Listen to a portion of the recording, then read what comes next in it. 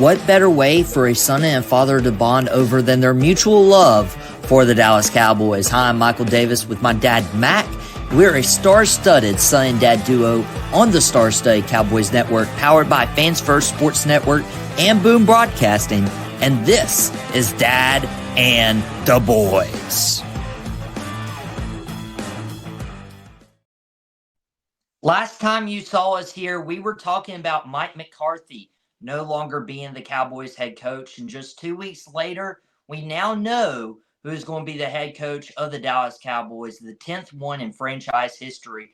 Brian Schottenheimer, the offensive coordinator this past year, has been elevated to become the head coach of the Dallas Cowboys. We actually just sat down as a dad and son duo, if you will, to watch the press conference of Brian Schottenheimer getting introduced. Him, as well as Stephen Jones and Jerry Jones, were present and taking questions from the media.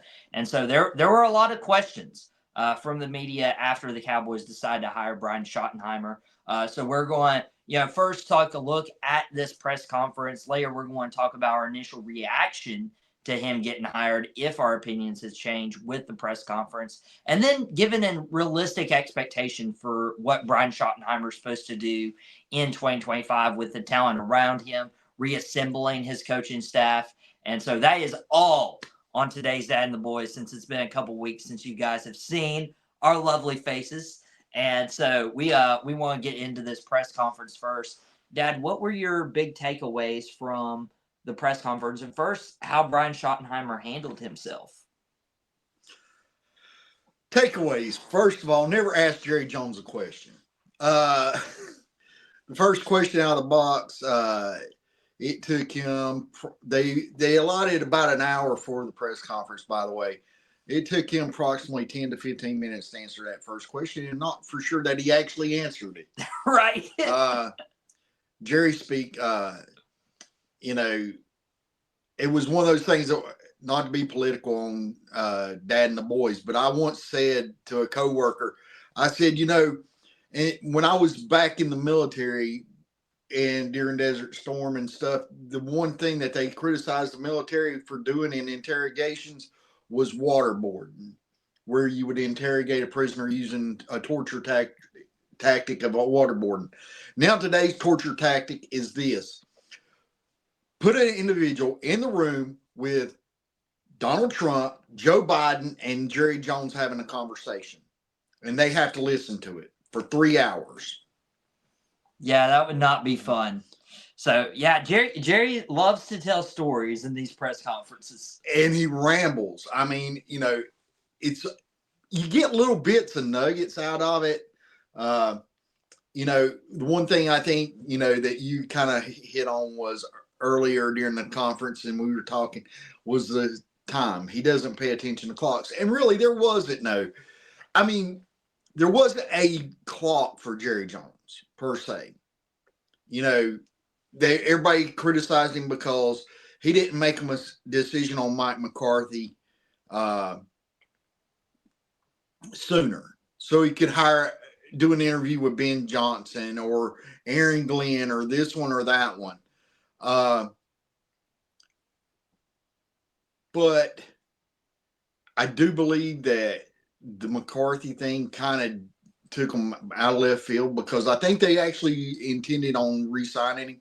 At some point in that conversation and evaluation, things just didn't work, and they decided to part ways. Now, whose decision that was, whether it was McCarthy's or Jerry's, who knows?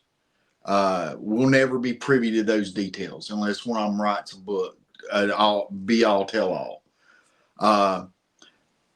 But I mean, it's one of those things where really, I don't care how long Jerry takes. I just want him to get the right one.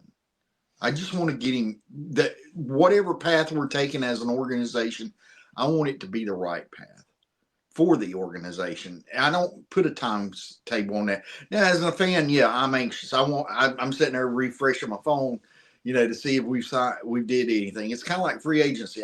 During free agency, I'm sitting there constantly refreshing, knowing full well, based on past experiences, that we're probably not signing anybody. But you never know. Hey, it could happen. Or who are we losing? How is it transpiring? I would have loved it for one of the media outlets there, instead of asking about Dak's health and stuff like that, Brian has no chance at. What Brian's ultimate goal is. I wish somebody would have asked him, well, how does he foresee his staff being assembled? How does that take place? Who is he looking at? I did see today that they are interviewing today. They're interviewing Matt Eberflus. Matt Eberflus for defensive coordinator.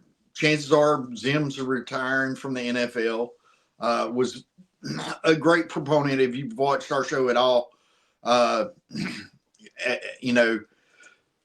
about Dad and the Boys or Starstruck, that I'm a big Mike Zimmer fan. Have been for years. So, I mean, with the fact that, what are they going to do in place? Matt Eberflus would be an excellent hire. As a defensive coordinator, we're not talking head coach. As a head coach, I think a lot of that was the fact that he just wasn't given the full complement of the franchise, really. I mean, when you're head coach and you're having to have Mitch Trubisky as your quarterback and this one and that one as your Justin Fields, who I was high on, I admit, and never given the real compliment to have a successful team, it struggles. So, and there's also coaches who are pretty bad at a head coach and then really good at coordinators. Yeah. Look at the Bill Belichick tree. I mean, for example, what's his name that coached out at Denver for a little bit? Josh McDaniels. He's had a couple of head coaching experiences since New England, right? Mm-hmm. And now he's a great offensive coordinator. Now he's back in New England as the offensive coordinator. He's a great offensive coordinator. That's the reason he keeps getting these opportunities. For whatever reason, it may not pan out as a head coach. But a lot of times you got to remember, the reason organizations typically hire head coaches is because the team needs something. This team, I think, and Jerry said it, this team has hung around the rim for the past few years. And honestly, I believe they would have been hanging around the rim this year as well, except for the slew of injuries. Same with the San Francisco 49ers. That team is hung around the rim. Their slew of injury. They had the same predicament that we did this year. That impacts your records. You're in a salary cap era. You can only have so many players. Mm-hmm. And when you have so many devastating injuries to your star players, your star core, then you're going to actually have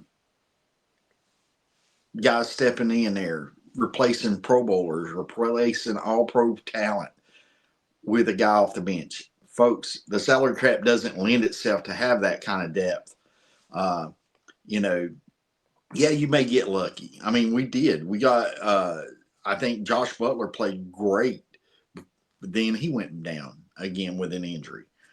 So, I mean, you see that repeatedly throughout the year on the Dallas Cowboys, and it affects it. These coaches that are stepping into head coaching roles, Aaron Glenn in New York. Aaron Glenn, I wish you the best. I really liked you as a player. I loved you being that part of the Dallas Cowboy organization under Parcells. And you've talked about Bill Parcells being an instrumental in your success as a coach. Wish you the best. You're fighting an uphill battle.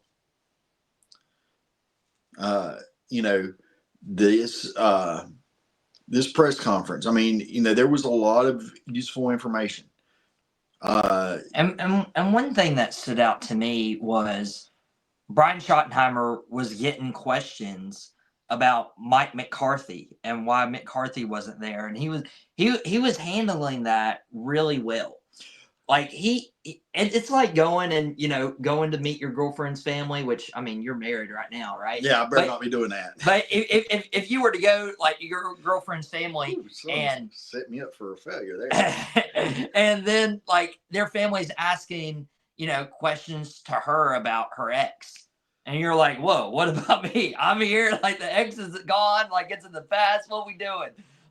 That's just that's a little bit disrespectful, and maybe they could have degraded that because Jerry could have had a press conference when Mike McCarthy left and had all those answers, you know, already in the past before introducing your new head coach. So that's not traditionally something that happens, but that could have been that could have been an answer for that problem. But with Schottenheimer, like he handled it well, he composed himself well, and he emphasized, I want to bring a championship, but I also want to instill a culture here that is one of the best in history. Well, and I think both ownership and Shotty took in which I think that's what everybody kept calling him, was Coach Shotty. Both of them really handled that well, in all honesty. Because the media, they can ask any question they want. While they're got the open mic. Unfortunately, when they ask stuff about Mike McCarthy and why he's not there, Shotty, Jerry and Stephen both reiterated that Mike McCarthy, it came a point in time where there was needed change, but they wanted to hang with some continuity. And the fact that, there was a lot left by Mike McCarthy that is positive for this franchise in a way. And then you have Shotty, who he let it be known that, hey, Mike McCarthy's a really good friend, a really close friend, somebody that I've coached with, somebody that was on my dad's staff, Marty, his dad, took and gave Mike McCarthy his first coaching opportunity. So, I mean, and if I'm not mistaken, Mike giving him this opportunity to be part of the organization. Unfortunately, for whatever reason, again, we'll probably never know the full depth of it. It didn't work out with Mike McCarthy. You know that me personally, I've been a proponent for Mike McCarthy. I love Coach McCarthy. Is it going to be a change with Schottenheimer? Yes, because then they talked about it. And, throughout the interview, they talked about, Jerry kept reiterating, hey, he wanted to prove that, it seemed like he wanted to prove to fans that he's a risk taker still. And this is a risky move. I mean, let's face it. Schottenheimer wasn't getting the calls to come in for interviews from other teams. And that's been pointed out. But there again, chances are he wouldn't get that call anyway, because one, for the last 2 years, he hasn't been a play caller. Yeah, McCarthy's had the place. McCarthy's had the place for Dallas. So he hasn't had that opportunity. But in the same token, he was the offensive coordinator. And during the week, the offensive coordinator works on developing a game plan for the opposing opponent. So he's had that opportunity, installing that into the practices. And then the play caller actually calls the plays throughout the game. And that's where Mike McCarthy's done that, for the last 2 years. So, I mean, he's had a significant impact on this offense. And he's also, back when Dak took and had his runner-up MVP season, if you remember, that year started out really slow offensively. Mm-hmm. And then Dak had a brief injury, wasn't it, for like a couple of weeks or so, and then he came back. I think so. And then that offense seemed to take off. Well, reports have surfaced that, that was simply because Schottenheimer started becoming more involved in the day-to-day operation of that offense, more input. Another thing they talked about that I thought was really classy was the fact that, being an individual, being a coach, and we're talking about football players, You're talking alpha males. They're going to have an opinion. Coaches are going to have an opinion. And to be in the position of offensive coordinator and deferring to senior coaches such as Mike McCarthy, your head coach, Mike Zimmer, your defensive coordinator, having a thought of something but deferring to them, in that moment, that says a lot about the person. That, hey, I respect this person, I respect their authority. I may not agree with their decision, but I'll support it regardless.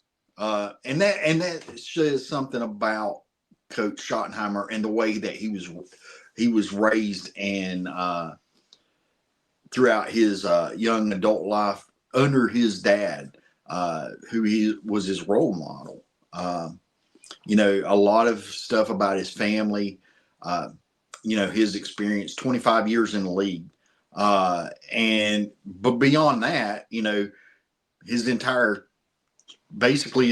childhood, his dad's a coach in the coaching profession and a legendary coach in the NFL. The fact that he's like, hey, Dad, Mom, I'm going to do this. I'm going to win my first Super Bowl for Dad, because he never had that opportunity to do so. I'm going to win that for him, so he's got his eye on the prize. And there was so many things he said, changing the culture, adding to the culture, adding to the players. Another takeaway was, they hammered, of course, they mentioned the stuff about Dak's injuries over the last few years. They mentioned, are they going to do something different? Looking at the franchises around them, the Eagles and their success. Are they going to do something different with free agency? Are they going to do something different with the way they're drafted and building this program to give Schottenheimer a full opportunity to succeed? Yeah, and that's huge. And you brought up a couple points, but we gotta get into a commercial break because I don't know if you knew this, but you set the stage for the rest of the show right here. We'll take a quick commercial break if you're listening to us on Fans First Sports Network and watching us on Boom Broadcasting, and we'll be right back to tell you if my opinions changed after listening to this press conference. Welcome back to Dad and the Boys. Michael Davis, my dad, Mack here on Fans First Sports Network and Boom Broadcasting. Yes, so Fans First Sports Network, you're able to listen to this audio on Monday, the same day we recorded it. Video, since there won't be any quick hits tomorrow by Podcast Smitty, you'll be watching us at a special time, noon on Tuesday. And that gives a little bit of noon content after Jason started his 3 from Deep 3 times a week, Monday, Wednesday, Saturday. So we're bringing you all the content on Boom Broadcasting, and Fans First has all your sports teams covered. But Dad, you brought up something about, several things. Like after this press conference, hearing what he wants to do with the culture and everything. And a lot of teams weren't wanting to hire Brian Schottenheimer, weren't even thinking of him as an interview the last couple of years. You heard Dan Quinn get interviews. You heard Kellen Moore get interviews, so on and so forth. So seeing the Eagles and seeing the Commanders in the NFC title game and us, dismissing and, parting ways with Mike McCarthy and all the uncertainty of who would be the next head coach, how much control they'd have, which we'll get into a little later on in the show. I was pretty discouraged when I heard that Brian Schottenheimer was there because initially in my mind, I was like, okay, Mike McCarthy reached 3 consecutive 12-win seasons. That is the best in NFL history. A year later, he's 7-10, and he's not coming back for whatever reason. Again, we're not privy to that information. And so here I am thinking like, okay, maybe we get somebody new in the organization to bring a fresh mind, fresh perspective. Ben Johnson, very innovative with his offense in Detroit. Aaron Glenn, considered a leader among men. Mike Vrabel, considered the same thing. There were several candidates. Doug Pearson's won a Super Bowl before. when he had talent around him in Philadelphia. He went to Jacksonville, didn't have that talent around him. So maybe he could have, came to Dallas and, really stick it to those dirty birds. But after listening to his press conference, I realized that there's a reason that Dak Prescott won him as the head coach, and even despite whatever the media is saying or, Jerry Jones or what have you, I think Brian Schottenheimer has a legitimate chance to at least do something with the talent around him, with the familiarity of Dak Prescott. And I mean, who knows if it works out? It hasn't worked out in 30 years, but for Brian Schottenheimer, I think I was more skeptical on Friday when this hire was announced versus Monday afternoon after listening to the press conference. Are you happy, with this hire? Again, like hindsight's 2020, we could have a different answer in a year or two. Or do you really wish they would have went out and pursued somebody else? Well,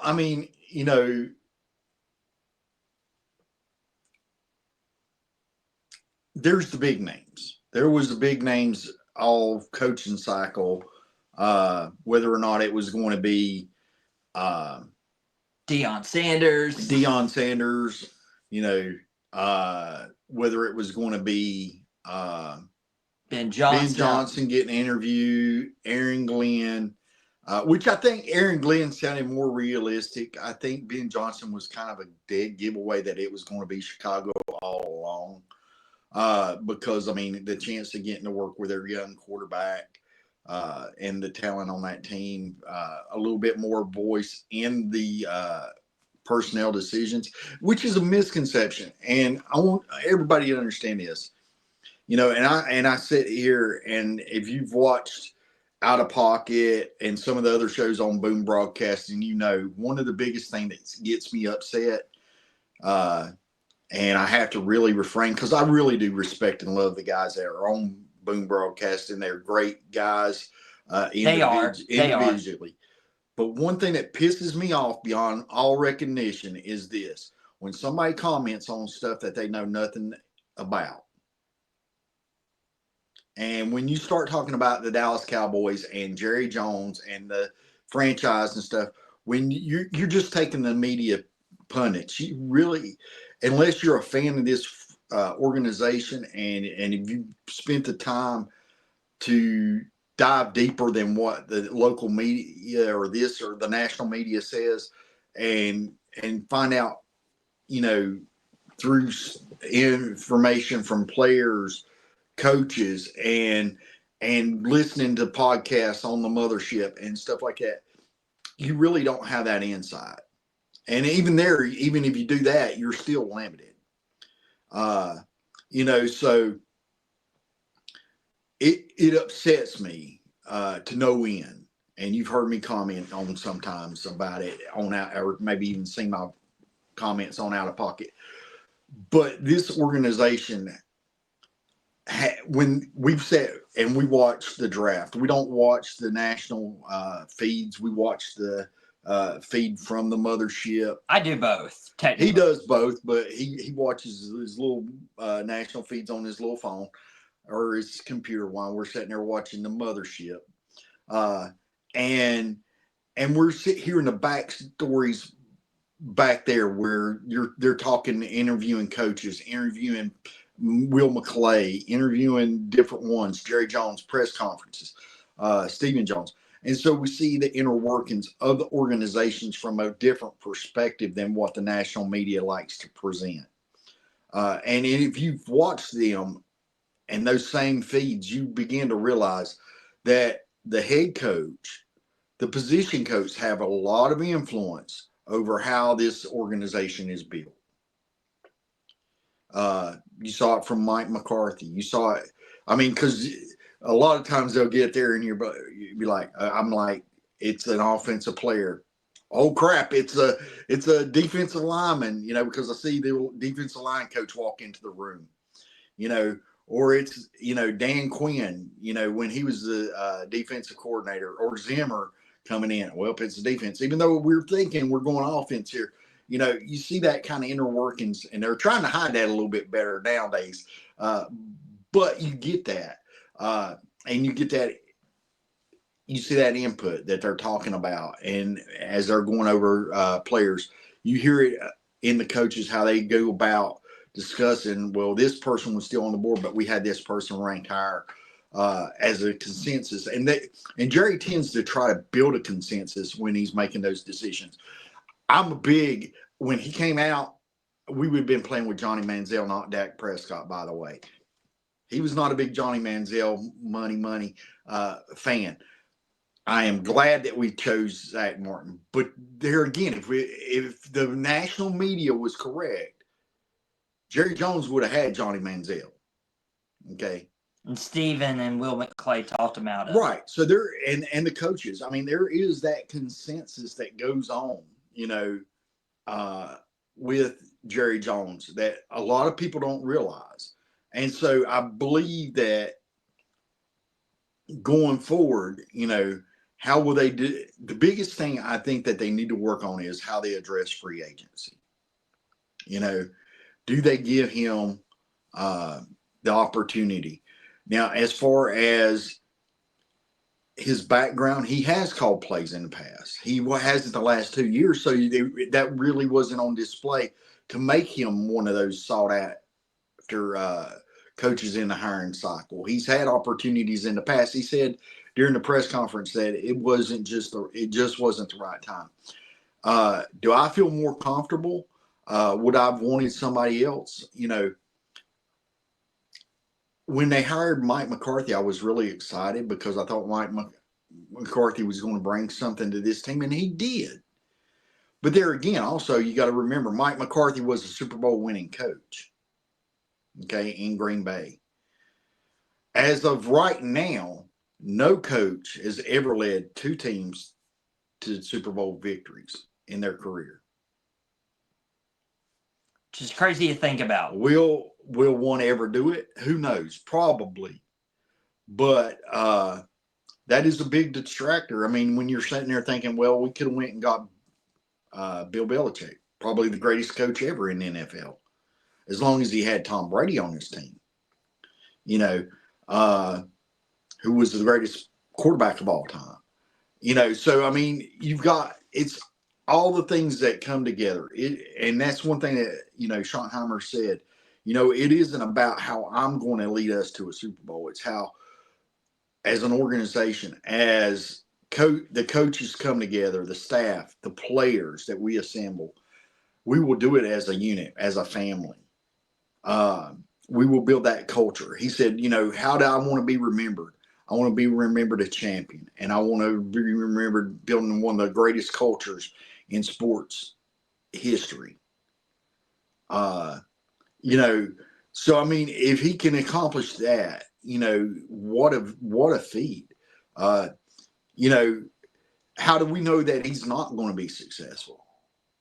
I mean, honestly, there were people even year one or year two that said that, Detroit made such a terrible hire. With Dan Campbell. Because he went to an organization that had historically been struggling, never had reached a pinnacle. And now that back-to-back playoffs, one time to the NFC Championship. Shame they didn't get there this year. They probably should have. I don't know what happened.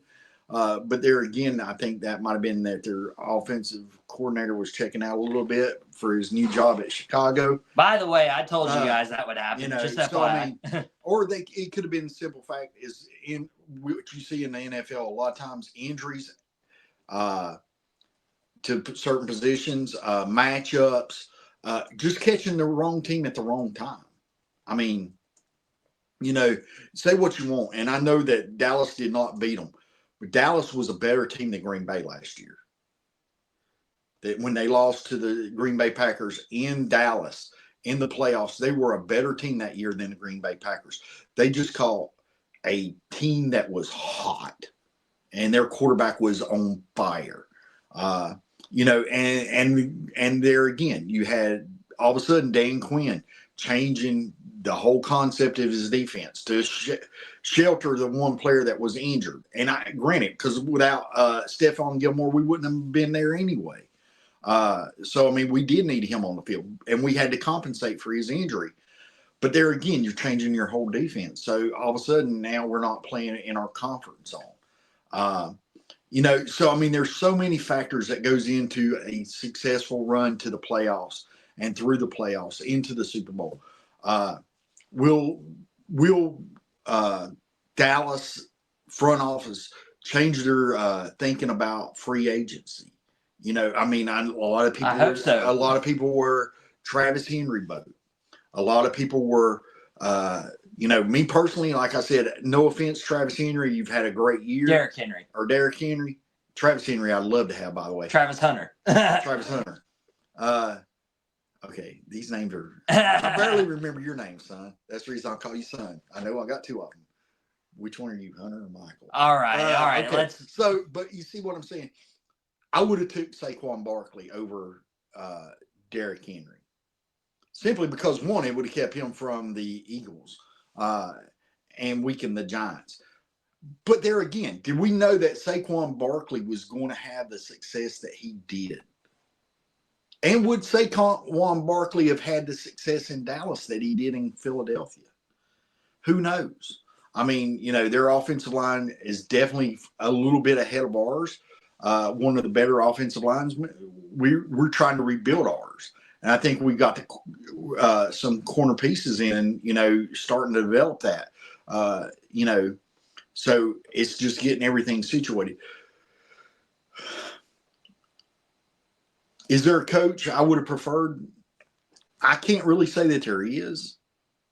I mean, Dion would probably been the one because, I mean, with Dion, you always going to have entertainment. But and Jerry and Dion are got a great relationship. But let's face it, Jerry is not probably going to give up the mic too much. That's true. And Dion's going to be that. Dion's all about prime time and promoting that brand. I mean, he is a media magnet. Will that happen at some point? Who knows? Dion's in his 50s. So, I mean, Schottenheimer's 51. And yeah. And while Schottenheimer hasn't had the head coaching experience, I mean, we'll just run through this list real quick. And we also had another segment planned for this show. We noticed we've ran. We can run it. We ran some time. We'll save it for next week. But Schottenheimer, Rams assistant in 97, Chiefs assistant in 98. He spent some time with Syracuse and the USC Trojans. Came back to the NFL where he's the QB coach for the Redskins in 01. QB coach for the Chargers 2002 2005. The offensive coordinator for the Jets 06 to 2011. That's where the Mark Sanchez happened, and that's when people were like, oh, maybe this is a guy. And then he ends up just going to the Rams as an offensive coordinator for the Stars. Sam Bradford goes back to college quickly, and then he spent some time around the Colts 2016 2017 as a QB coach. Seattle offensive coordinator 2018 2020 working with Russell Wilson, and then Jags in 21 as the passing game coordinator for Trevor Lawrence. I believe, if I'm not mistaken, that was the year that Trevor Lawrence had a really good year. Was the hottest quarterback in the second half of the year. In the second half of the year. I mean, yeah, he was, because I mean, that's one thing that we faced when we went down to Jacksonville was he was just on fire. Yeah. I mean, he really was. So I mean, he brought out the best in Trevor Lawrence. He brought out the best in Russell Wilson. Quarterbacks have tended to have good years under him, even when he's the quarterback coach or calling the plays. The Jets with Mark Sanchez. I mean, multiple AFC championship games. Mm-hmm. Again, it's not about, is there, you can sit there and go, well, this coach did this. Nobody knew that when New England hired Bill Belichick, who had struggled with his previous stops, was going to have the success in New England that he did. And if he didn't get Tom Brady, he probably never would have. Is there the pieces available for Schottenheimer to have a successful run once everybody gets back healthy? Yes. And another thing to think about is this. Eberflus, when he was in the Dallas Cowboys, if he is the defensive coordinator, he was a linebacker specialist. Think about that, folks. Think about that. He went to Indianapolis, and they had a young linebacker that had his career years under him. Okay. Think about that. Think about the fact that when you if he's the defensive coordinator, and that's what's going to make Schottenheimer successful or fail, is who he puts as his staff around him. I would have loved to seen him kept Al Harris. What a terrible loss that was. Prince going to Miami, terrible loss. We need to definitely get London Wells back on the offensive side of the ball. But think about Maurice Leofau. DeMarvion Overshown. Who really broke out this year. And Eberflus, he helped Dallas linebackers too. Bruce Carter had 5 interceptions one year. Yeah. Sean Lee. You had Rolando McClain. Yeah, he had his career revived. And Anthony Hitchens. I mean, so he's had success with lesser talent than Overshown in some regards. Not Sean Lee. No, don't get me wrong. Sean Lee was Sean Lee. Sean Lee was a robot. He just couldn't stay healthy. Hopefully, Overshown will get past that injury thing that's bothered him in the early part of his career to have a successful run with the Dallas Cowboys. But Eberflus could bring that talent out, and Leofau bring that talent out. And we've got some other young linebackers that are coming up, that he can bring that talent out of. Micah Parsons is just generational talent. So I would love to see that, that is the selection for defensive coordinator. And love to see what he does with this, because it would give us a chance to say Schottenheimer's calling plays on offense, Eberflus is calling the defense, and special teams. We need a new coordinator. Who's that going to be? But hey, look, if you're a special teams coordinator or working special teams, you're coming to a guy that's got the best leg in the NFL, and the Pro Bowl returner 2 years in the league. Yeah. I mean, what more do you want to work with? I mean, what better opportunity to launch your career? So, I mean, the tools is there. Just develop the rest of the unit, and you've got it. I mean, do we have an opportunity to be successful next year? I think if the injuries get back to the mean, where we're not losing players left and right, every time we get one back, we lose 3. And them be significant injuries. I think that the stars are up, but there again, you're playing in a division that all of a sudden has the rookie of the year in probably all likelihood, and a kid that probably should be the MVP, in Saquon Barkley. So it's going to be tough for Dallas. It's going to be tough, and that onus is on Jerry Jones and Stephen Jones. Give Shotty the opportunity to be successful. Give him the talent on the field to be successful with. Yeah, it's not enough to hang around the rim. And yeah, every now and then you get the ball to bounce in your direction, but give him this stuff to put the dunk in. I mean, we're big Duke fans. Give him a Cooper Flagg level talent. Yeah. Give him some 5-star recruits. Yeah. Give him something. Give him something. And we'll run back in the first round, Ashton Shinty. That would be a good solve one. an offensive problem there. And we'll talk about how Brian Schottenheimer assembles this coaching staff on another episode of Dad and the Boys, and we'll talk about how they do need to attack free agency, because we got and the draft. Yeah, that is pretty much a lot of our content over the next 2 months. 2 to 3 months. We'll be touching on that. We're not talking about on the field football right now. No. We'll reserve that for out of pocket if you're watching on Boom Broadcasting. But guys, we appreciate you guys so much for joining us on Dad and the Boys. Unless something super major hits, we'll be back next week around the same time. So can't wait to see you here. But until then, we'll let you return to regularly scheduled lives. Thank you so much for listening to myself and Mack and my dad on Dad and the Boys for Boom Broadcasting and Fans First Sports Network. And remember, this isn't our first rodeo. We'll catch you here next time.